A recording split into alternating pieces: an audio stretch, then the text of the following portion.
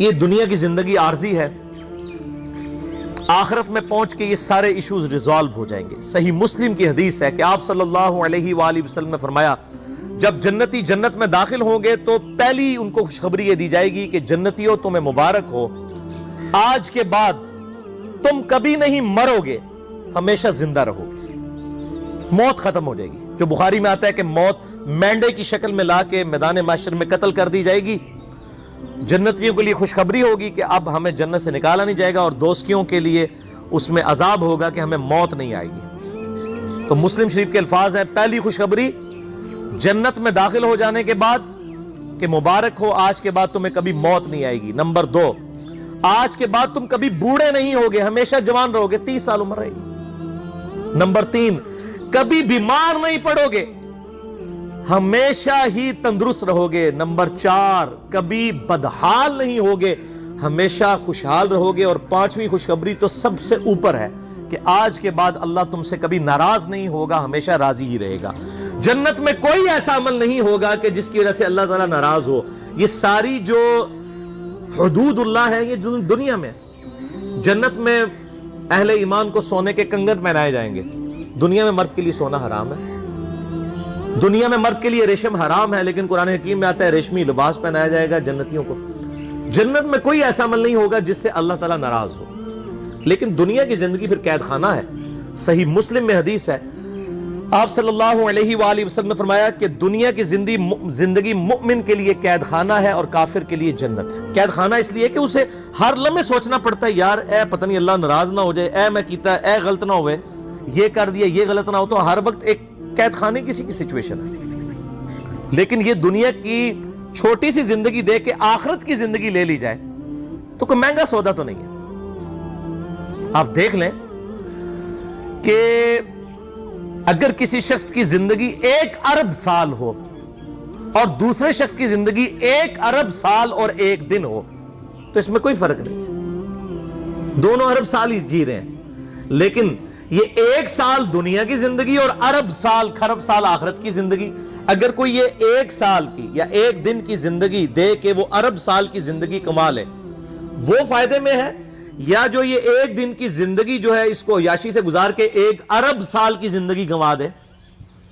جو مسلم شریف میں حدیث ہے کہ دنیا اور آخرت کی مثال اس طرح ہے، کوئی شخص انگلی ڈبوئے سمندر میں، جو پانی لگتا ہے انگلی کے ساتھ وہ دنیا کی زندگی ہے اور سمندر آخرت کی زندگی۔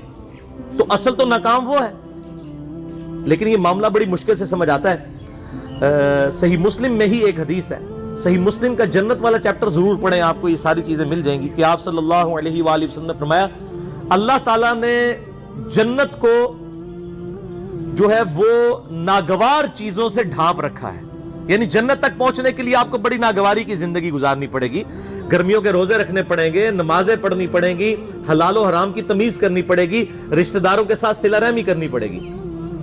تو یہ بڑی ناگوار چیزیں ہیں، یہ کرنے کے بعد جنت آئے گی، یہ آبسٹیکلز ہیں۔ اور دوزخ کو اللہ نے شہوات سے ڈھانپ رکھا ہے، جس میں کہتے ہیں نا کڑگا لانا، کہ دوزخ کی طرف ہر بندہ ہی لپکے گا، دنیا کی ہر عیاشی جو ہے وہ دوزخ کی طرف لے جائے گی، جو شرعی حدود کو پامال کرنے والی۔ اور اس کی تفسیر میں حدیث ہے، جامعہ ترمذی، سنن نبی داؤد اور سنن نسائی کے اندر بڑی مشہور حدیث ہے۔ آپ صلی اللہ علیہ وآلہ وسلم فرماتے ہیں کہ جب اللہ تعالیٰ نے جنت کو پیدا کیا تو جبرائیل علیہ السلام سے کہا کہ جائے جنت وزٹ کر کے آئیں۔ جبرائیل علیہ السلام واپس آئے، انہوں نے کہا یا اللہ جنت تو ایسی جگہ تو نے بنائی ہے کہ یہ ساری جنت میں پہنچ جائیں گے لوگ، اس کے لیے کون کوشش نہیں کرے گا۔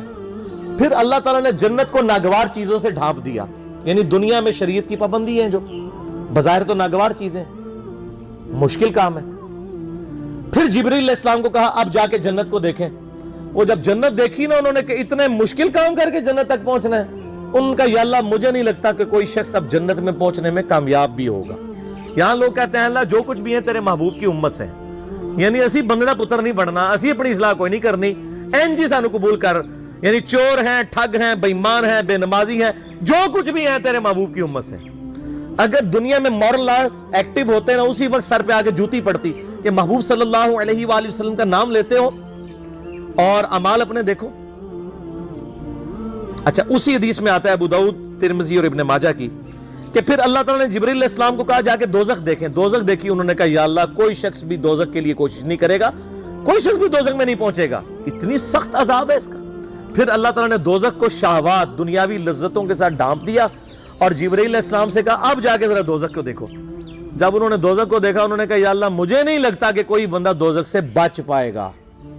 اللہم اجرنا من النار, اللہم اجرنا من النار, اللہم اجرنا من النار, اللہم من احییتہ منا فاحیہ علی الاسلام ومن توفیتہ منا فتوفہ علی الایمان. آخری حدیث بھی صحیح مسلم کی ہے, مجھے ضمناً یاد آ گئی اس حوالے سے کہ آپ صلی اللہ علیہ وآلہ وسلم فرماتے ہیں کہ دنیا میں جس نے اللہ کی تابع فرمان بن کے زندگی گزاری ہوگی, مشکل کی مفلسی کی زندگی گزاری لیکن اللہ کی نافرمانی نہیں کی, قیامت والے دن اللہ تعالیٰ فرشتوں سے کہے گا کہ اسے ذرا ایک پھیرا جنت کا لگواؤ. ایک پھیرا جنت کا ایک پھیرا لگے گا. پھر اللہ تعالیٰ پوچھے گا ہاں بھائی بندے کو دنیا میں تو نے تکلیف دیکھی؟ وہ کہے گا یا اللہ تیری عزت کی قسم میں نے دنیا میں کوئی تکلیف نہیں دیکھی. کیونکہ رزلٹ سامنے آ گیا نا. ہمیں بھی یاد ہے جب میں انجینئرنگ یونیورسٹی میں پڑھتا تھا تو ہم لوگ بڑی محنت کر کے تیاری کرتے تھے. جب ہمارے یعنی پوزیشن آ جاتی تھی کلاس کے اندر تو بڑے خوش ہوتے تھے. ہمیں اپنی وہ زندگی کی محنتیں یاد بھی نہیں ہیں. اس کے بعد اچھی جاب لگی تو وہ اپنی انجینئرنگ یونیورسٹی کی راتیں جاگنا اور پڑھائی کرنا یاد تک نہیں ہے, کیونکہ آسائش مل گئی نا, رزلٹ سامنے آ گیا. پھر جس نے دنیا میں بڑی مزے کی زندگی گزاری ہوگی اور اللہ کو رسپانس نہیں کیا ہوگا, اللہ تعالیٰ فرمائے گا اس کو ذرا دوزخ کا ایک پھیرا لگواؤ نا. فرشتے دوزخ کا ایک پھیرا لگوائیں گے نا. پھر اللہ تعالیٰ پوچھے گا بندے کو دنیا میں خیر دیکھی؟ وہ کہے گا اللہ تیری عزت کی قسم میں نے دنیا میں کوئی خیر نہیں دیکھی. دنیا کی ساری آسائشیں بھول جائے گا, ایک پھیرا دوزخ کا. ادھر لوگ کہتے ہیں خیر ہے جی پھیرا ہی لگے گا نا, پھر جنت ٹوری جانا ہے. یہ پھیرا کہنا بڑا آسان ہے. یہ جو لوگ یہ کہتے ہیں نا ان کو کہیں کہ آپ ایک منٹ کے لیے صرف موم بتی کے فلیم پہ ہاتھ رکھ کے بتائیں. آپ اتنے وثوق سے یہ بات کرتے ہیں.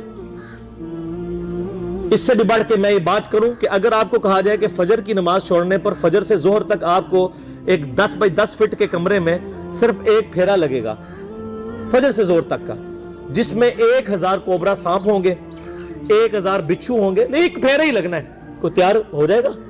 کہاں اٹھیں گے تصور سے؟ اب آخرت چونکہ سامنے نہیں ہے نا, اس لیے کہتے خیر ہے جی پھیرا ہی لگے گا. اللہ معافی دے. ہمیں تو اللہ سے دعا کرنی چاہیے کہ اللہ تعالیٰ بلا حساب و کتاب ہمیں جنت میں داخلہ عطا فرمائے اور ہماری غلطیوں سے درگزر فرمائے. اس معاملے میں اللہ تعالیٰ سے کبھی بھی اس قسم کی بات نہیں کرنی چاہیے کہ ایک پھیرا ہی لگے گا. نہ میرے بھائیو, ہم تو ایک پھیرا کیا ایک سیکنڈ بھی برداشت نہیں کر سکتے. بخاری اور مسلم کی متفق علیہ حدیث ہے کہ آخرت کی آگ دنیا کی آگ سے 70 گنا زیادہ تیز ہے. ہم تو دنیا کی آگ برداشت نہیں کر سکتے. اتنے وثوق کے ساتھ اس قسم کی باتیں کرنا یہ بہت دیدہ دلیری ہے اللہ تعالیٰ کے اوپر. اس حوالے سے اللہ سے ڈرنا چاہیے. اللہ تعالیٰ سے دعا ہے جو میں نے حق بات کہی اللہ تعالیٰ ہمارے دلوں میں راسخ فرمائے, اور اگر جذبات میں میرے منہ سے کوئی غلط بات نکل گئی تو اللہ تعالیٰ ہمارے دلوں سے معاف کر دے.